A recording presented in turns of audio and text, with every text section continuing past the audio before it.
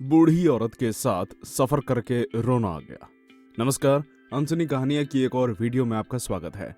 दोस्तों, इस वीडियो में हम आपको जो कहानी सुनाने जा रहे हैं वो मुंबई के एक कैब ड्राइवर द्वारा कुछ साल पहले इंटरनेट के माध्यम से लोगों को बताई गई थी।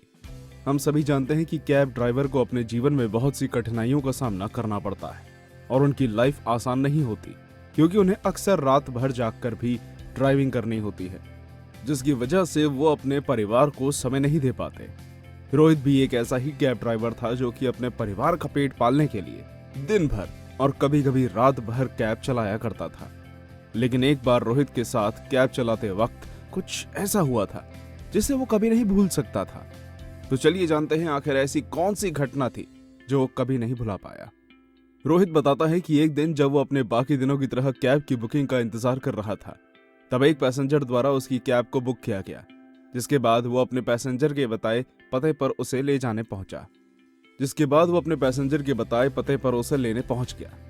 दोस्तों, जब वो अपने पैसेंजर का इंतजार कर रहा था, तब उसकी कैब के सामने एक बड़ा सा घर बना था जो कि बहुत ही ज्यादा सुंदर था। उस घर को देखने के बाद रोहित को लगता है कि काश उसका भी ऐसा ही एक घर होता, जहां वो अपने पूरे परिवार के साथ दिन गुजारता और स्वादिष्ट भोजन करता।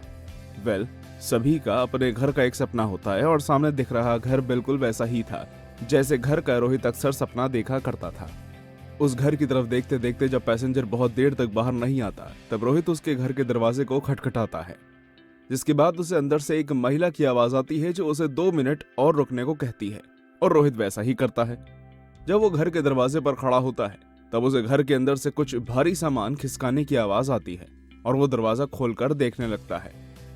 आप सभी को जानकर आश्चर्य होगा कि जैसे ही वो दरवाजा खोलता है, उसे अंदर एक बूढ़ी महिला दिखाई देती है जिसकी उम्र करीब 80 साल रही होगी, जो कि अपने भारी भरकम बैग को धीरे धीरे धड़का रही है।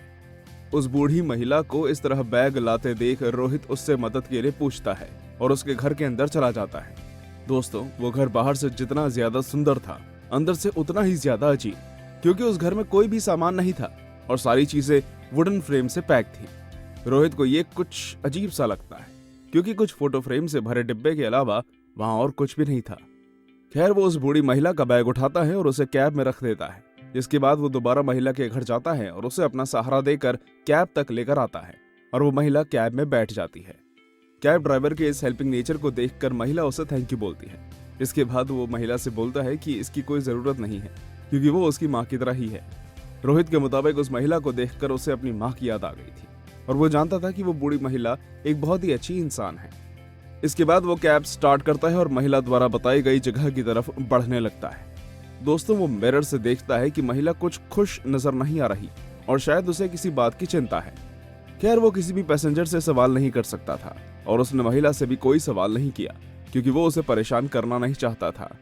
रास्ते में महिला उससे बात करती जा रही थी और वो उसके सवालों का जवाब देता जा रहा था, जो कि वो अक्सर अपने अन्य पैसेंजरों के साथ करता था।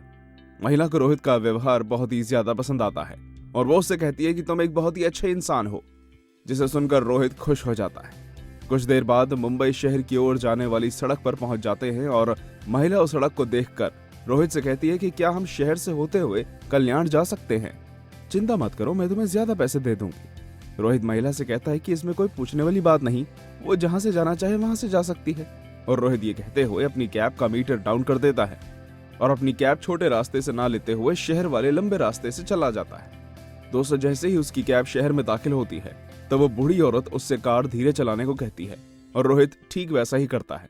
वो औरत रोहित को अपने जवानी के दिनों के बारे में बताती है और उसे अपना कॉलेज भी दिखाती है, जहां वो और उसके पति पहली बार मिले थे।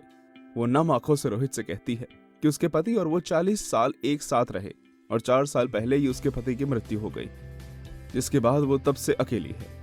रोहित जब उससे पूछता है कि अब आप कहाँ जा रही हैं, तो वो जवाब देती है कि एक नर्सिंग होम, क्योंकि उसे एक बीमारी है और उसका इलाज होना है। इसी तरह धीरे धीरे आगे बढ़ते हुए वो रोहित से एक फर्नीचर की दुकान के पास कैब रोकने को कहती है और बताती है कि ये वही जगह है जहां वो और उसके पति अक्सर खाना खाया करते थे। दोस्तों, नर्सिंग होम पहुंचने के पहले रोहित को यह भी पता चलता है कि शायद अब वो महिला जिंदा वापस ना लौटे। इसके बाद रोहित बहुत ही ज्यादा दुखी होता है। आखिरकार वो दोनों नर्सिंग होम पहुंच जाते हैं और रोहित उस महिला का बैग कैब से निकालने लगता है, जिसके बाद वो महिला रोहित को पैसे देती है और आप सभी को जानकर हैरानी होगी कि रोहित उस महिला से एक भी रुपए नहीं लेता, बल्कि वो रोने लगता है और कहता है कि वो ये सफर जिंदगी भर नहीं भूलेगा। जिसके बाद वो उस महिला को गले लगा लेता है, क्योंकि वो उसे अपनी माँ समान मानने लगता है और वो किसी भी हालत में अपनी माँ समान महिला से पैसे नहीं ले सकता था। वो चाहता था कि महिला उसके साथ रुक जाए, पर इलाज के लिए महिला को जाना ही था और वो रोहित को गले लगाकर और आशीर्वाद देकर वहां से चली जाती है। दोस्तों, उस रात रोहित बिना किसी पैसेंजर के अकेले ही कैब चलाता हुआ धीरे धीरे अपने घर वापस चला जाता है, क्योंकि उसे समझ आता है कि असली खुशी अच्छे, सुंदर और बड़े घर से नहीं होती, बल्कि उस घर में मौजूद अपने प्रियजनों से होती है। और बिना अपनों के बड़ा सा घर भी वीरान लगता है। तो दोस्तों, ये थी हमारी एक और इंटरेस्टिंग कहानी। आपको ये स्टोरी कैसी लगी हमें कमेंट करके जरूर बताइएगा, और हाँ, वीडियो को लाइक और चैनल को सब्सक्राइब करना बिल्कुल मत भूलिएगा। धन्यवाद।